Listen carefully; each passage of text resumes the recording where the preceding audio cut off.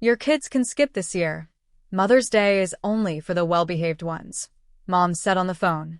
My 8-year-old daughter's little hands froze around her juice cup. Her lip trembled. She whispered, barely breathing, Grandma doesn't love me?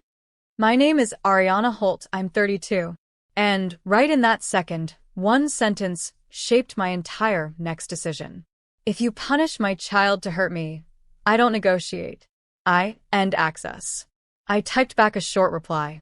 Understood. I'll cancel my card for the event. Mom left it on read and immediately forwarded my text to the family group chat like a trophy.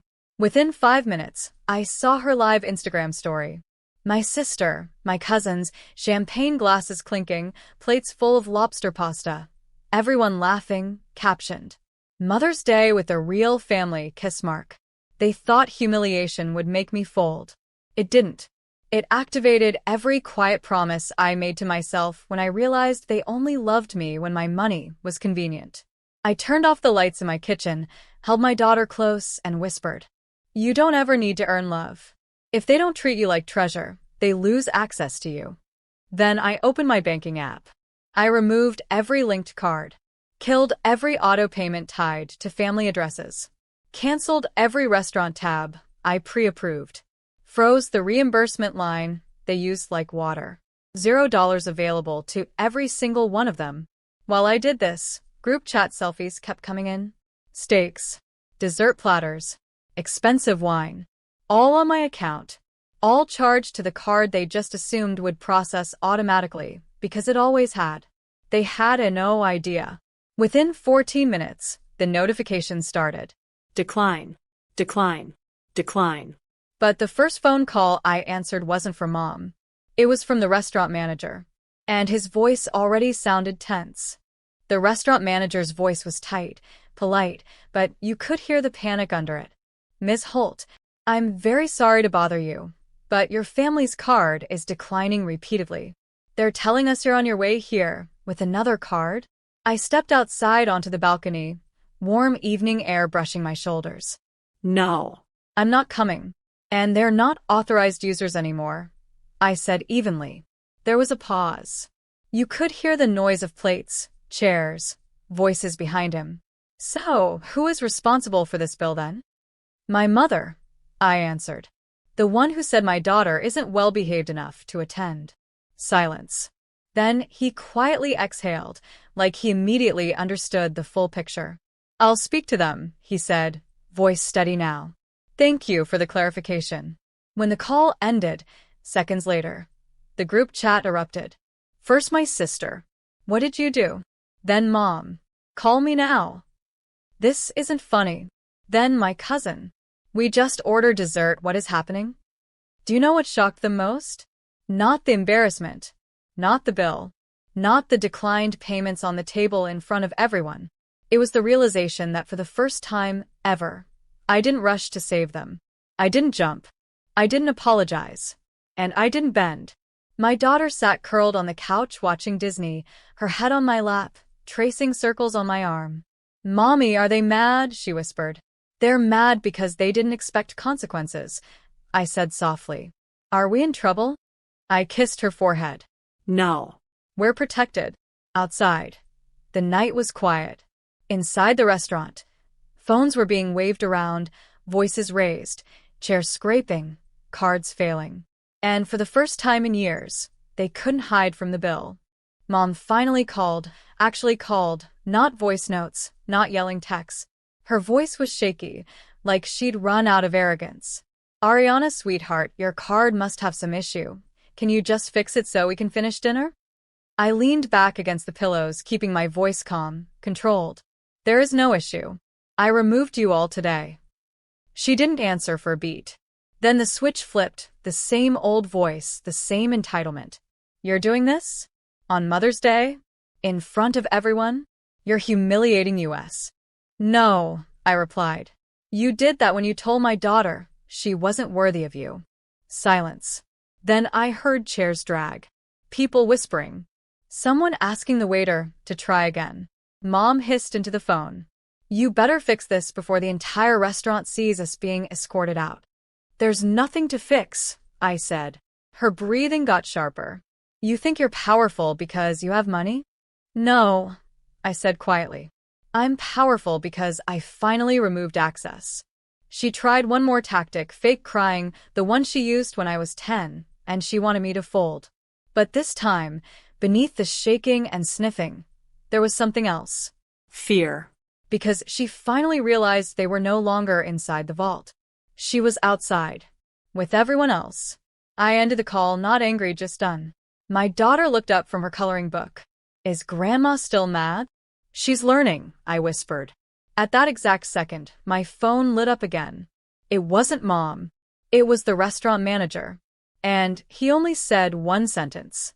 They're refusing to leave. We need your authorization for the next step. I closed my eyes and exhaled. I walked into the restaurant lobby 15 minutes later, not because I rushed, but because I took my time. Mom saw me and immediately stood up from the corner table. Mascara streaked down her cheeks, napkin still in her fist. My sister crossed her arms like she was the victim here. The waiter, a young guy who looked like he wanted to be anywhere else, exhaled in pure relief when he saw me. They weren't even sitting anymore, they were surrounded. Tables staring. Phones recording. Guests whispering. This was not the glamorous Mother's Day event they pictured. Mom grabbed my wrist the second I got close enough. Ariana, stop this right now and unfreeze the card. We are humiliated. You humiliated yourselves when you told my daughter she wasn't invited, I said calmly. You must forgive, she snapped, voice shaking. Family always forgives. My daughter's voice replayed in my head, that tiny sob. Why don't they want me, Mom? I turned to the manager. You can run the charge through my account, I said. But not theirs. And only for the food already served. Not the champagne. Not the extra desserts. Just the basics. The manager nodded. I looked back at my mother. You don't get to keep privileges after you throw away people. Mom's chin trembled. My sister inhaled like she was about to attack again. Then she saw the look in my eyes and backed down. For the first time in my life, they understood there were consequences. Real ones. The manager processed the payment, I signed, and I walked out. Mom followed me into the entrance hallway, clutching her purse, voice thin as paper. Ariana, you're not serious about what you said earlier, right? I turned to face her. I haven't even started yet. She stood there speechless, like she didn't recognize her own child anymore. The elevator doors slid open behind me. I stepped inside, slow, deliberate, never breaking eye contact. She stayed frozen in the hallway. And right before the doors closed, she whispered, "What are you going to do?" I didn't answer, because there was nothing left to say, only proof to deliver. On the drive home, my phone buzzed nonstop.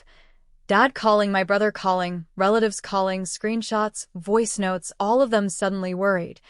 All of them suddenly trying to understand my state of mind. Funny how people only want clarity when their comfort gets threatened. When my daughter was crying, they were silent. When it's their luxury brunch collapsing, they discover urgency. The moment I parked, I walked into our living room. My daughter was coloring on the carpet, earbuds in, still wearing that little purple hoodie she wore this morning. She looked up, eyes big, waiting for my expression to tell her if she should be scared. I kneeled. I didn't let them talk down to us today. Her shoulders dropped. Relief. Like she'd been holding her breath too. Then I opened my laptop. Because people think consequences are just emotional. They don't realize consequences can be structural. Inside my bank dashboard, I opened the Authorized Users tab. Mom. Brother. Dad. 3 names. 3 people who treated me like an ATM dressed in skin. Remove access. Confirm. A window popped up. Processing. Completed. They wanted to play hierarchy? Fine. Let's see how they operate without access to the very woman they declared not well-behaved enough for Mother's Day. And the next morning, the real fallout started. 8:07 a.m. Before I even finished brushing my teeth, my phone lit up like New Year's Eve. 15 missed calls. 9 voice messages. 6 texts, urgent. Pick up now. Mom first. Then Dad. Then my brother. blowing up like a malfunctioning fire hydrant. I didn't answer a single one. I poured my daughter's cereal, packed her folder, tied her shoelaces. She hummed a song from TikTok like nothing in the world was wrong, because for her, nothing was wrong. That's the whole point. For the first time, the storm wasn't inside our home. It was happening outside, in the world of the adults who thought they ran mine. 10:14 a.m. Bank manager calls. Ms. Romano, your mother and brother are here demanding access. We informed them they're removed. They're not handling it well. I sipped coffee. Tell them to contact legal, not me. He paused. I already did. 11:02 a.m. My brother sends a photo. Him. Mom. Dad. Standing in the lobby of the bank like three VIPs who just found out their badges don't scan anymore. Message. Fix this. Now. 2 years ago, this would have broken me. Now, it felt like justice finally remembered my address. At 12:45, while heating pasta, my phone buzzed again. A different number. Ms. Romano? This is Linda from Family Affairs Counseling. Your mother scheduled a mediation meeting and listed you as attending. I actually laughed. They didn't ask me. Oh, they implied you agreed already. Of course they did. They never ask. They assign. I will not be attending, I replied. Make a note. She did. And while I rinsed the pan, I realized something. They weren't trying to make peace. They were trying to regain access. Everything suddenly shifted from emotional to tactical. And what happened at 3:17 p.m. proved it. 3:17 p.m. My phone vibrated with a FaceTime request from my aunt in Florida. We hadn't spoken in 8 years. The second I answered, she didn't even breathe before launching in. Sweetheart, your mother is hysterical. Why would you do this to your own family? They said you froze cards during Mother's Day. How cruel can you be? There it was. The smear campaign phase. The make her the villain phase. The last weapon they thought they still controlled. I kept my voice calm. Aunt Lisa, did they tell you they told my daughter she's not a well-behaved child? Silence. Did they tell you they laughed while she cried? Silence, heavier this time. Did they tell you they bragged about a luxury brunch while expecting me to pay the bill they hid from me? She blinked. No, they didn't mention that. Of course not. They don't include context. They only include control. Aunt Lisa, I'm not punishing them. I'm protecting us. I ended the call, politely, and blocked her number too. At 5:51 p.m., Mom tried a new angle. A video call, holding my daughter's old baby blanket like some nostalgic emotional weapon. Her eyes red, voice cracked. Families fight, but money doesn't need to be involved. You can reverse all this. Reverse? There was nothing to reverse. This is the first time in my entire life I didn't fold. Mom, I said slowly, you're only upset because I stopped funding your cruelty. Her lips parted, like she'd been shot. Then I ended the call, mid-sob. I closed the phone, turned to my daughter coloring on the floor, and kissed her head. I'm breaking the cycle for her. At 9:28 p.m., my legal advisor texted me something that made my breath catch. It's time. 9:43 p.m. I sat at my kitchen island, laptop open, legal documents on the screen, while my daughter slept in her room with her nightlight glowing soft pink. My attorney's voice on speaker was steady, clinical. All family-linked accounts, obligations, joint access, and informal authorizations are now formally dissolved. You are legally insulated. No one can demand anything further. Do you wish to file the final notice? I looked at the blinking cursor. This wasn't revenge. This was the moment I became undeniably done. I clicked send. In less than 1 second, an entire lifetime of emotional debt was closed. At 10:11 p.m., Dad called from a different number. I answered, only because I wanted the final moment to be clean. His voice wasn't angry now. It was thin. Your mother can't stop crying, he whispered. Your brother feels humiliated. They feel betrayed. I stared at the steam rising from my tea. I felt that for 30 years, I replied. You just never noticed. He said nothing. because there was nothing left to manipulate. I'm not cutting anyone out, I clarified. I'm cutting myself free. He inhaled sharply, and for the first time, maybe ever, he heard me. Really heard me. Then I ended the call. The next morning, I drove my daughter to the botanical garden. We walked among the cherry blossoms. We laughed. We ate ice cream at 9:30 a.m. for absolutely no reason. Her happiness wasn't a battlefield anymore. It was ours. Pure. Untouched. Unbargained. And as she hugged my arm and pointed at a butterfly struggling to escape its cocoon, I felt it in my chest. We broke the pattern. My family lost their supply, but I gained something they never had or understood. A life built on self-respect, not fear. I'm choosing a future where my daughter grows up knowing she never has to beg anyone to see her value.